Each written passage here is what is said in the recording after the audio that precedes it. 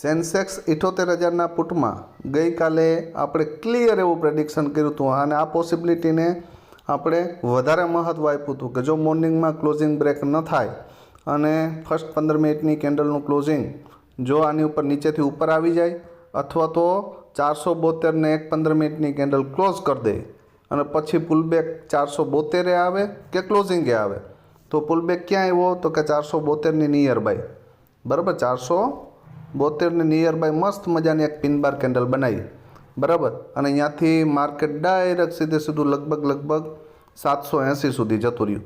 ફરી એક નાનો એવો પુલબેક આપણા 638ના લેવલ આવ્યો અને અહીંયાથી સીધું ક્યાં જતું રહ્યું 1044. ફરી 860 પુલબેક આવ્યો અને ફરી પાછું જતું રહ્યું 1100 પ્લસ.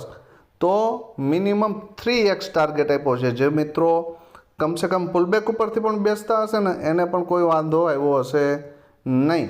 તો કેટલા મિત્રોએ આમાંથી એકાદ મૂવમેન્ટ પણ કેપ્ચર કરી છે કોમેન્ટમાં ખાસ જણાવજો.